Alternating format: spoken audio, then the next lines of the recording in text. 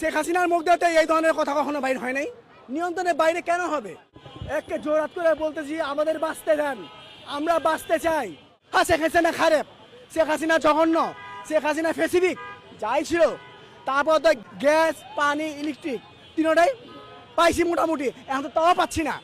আমরা বিগত অনেক দিন ধরে সকালবেলা রুটি খাইতে পারি না, পাউরুটি খাই, পাউরুটি। অন্য অন্য দেশ আছে, সবাই দেশের স্বার্থের জন্য রাজনীতি করে, আর বাংলাদেশের রাজনীতি করে নিজের স্বার্থের জন্য।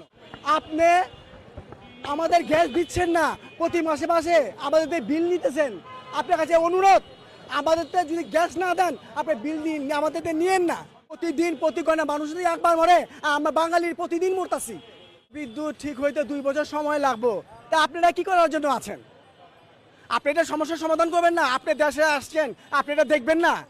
আপনার তো দেখা উচিত। আপনি 2 বছর লাগবে কিসের জন্য? 2 বছর কেন লাগবে?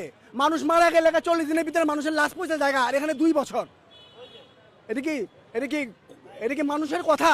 এটা কোনো কথা না। 2 বছর সময় লাগবে। 2 বছর সময় লাগার মতো তো। তা আপনারা কি করার জন্য আসছেন? আপনাদের লোকজন কি করতেছে? আমাদের কষ্ট দেওয়ার জন্য?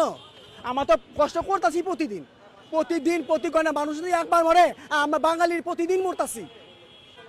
কেন আপনি অর্থমন্ত্রী যে বলছেন নিয়ন্ত্রণের বাহিরে, কেন নিয়ন্ত্রণের বাহিরে কেন? নিয়ন্ত্রণের শেখ হাসিনার মুখ দিতে এই ধরনের কথা কখনো বাইর হয় নাই। নিয়ন্ত্রণের বাইরে কেন হবে? হ্যাঁ, নিয়ন্ত্রণের বাইরে কোন ধরনের কথা? এটা যোগ্য জায়গায় অযোগ্য মানুষ বসা লাগে, এরকম কথাবার্তাই হবে। আমার পুরান টাউনের ভাষায় আমি কথাটা বলি, শেখ হাসিনা আমরা অনেক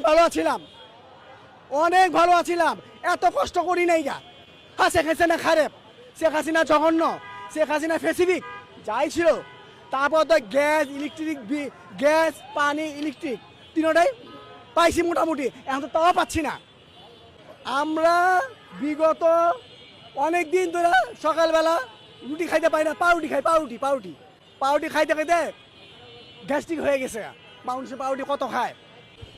সরকারের কাছে একে জোরাত করে বলতেছি আমাদের বাঁচতে দেন, আমরা বাঁচতে চাই। আমরা কারেন্টের দাম বাড়াইছেন, কারেন্টের চুলায় কিনে দিছি, কারেন্টের দাম বাড়াই দিয়েছেন আপনারা। আমরা কথা বলবো তো কাকে বলবো? আমাদের আসলে কি সাধারণ জনগণের কথা শোনার মতো লোক নাই। যোগ্য জায়গায় অযোগ্য লোক বসাইছেন না আপনারা। আমরা গ্যাস, বিদ্যুৎ, পানি পাবো না কেন? আমাদের দেশের নাগরিক না? তা আমরা যে আমাদের কথাগুলি বলুম, কাকে বলুম? আপনি কে শুনবে? আমাদের কথা শোনার মতো তো কেউই নাই। এই কতদিন হোটেলে খাইছি, হোটেলে খাইতে পেট গেছে খারাপ। আমাদের জনগণের কথা শুনবে কে?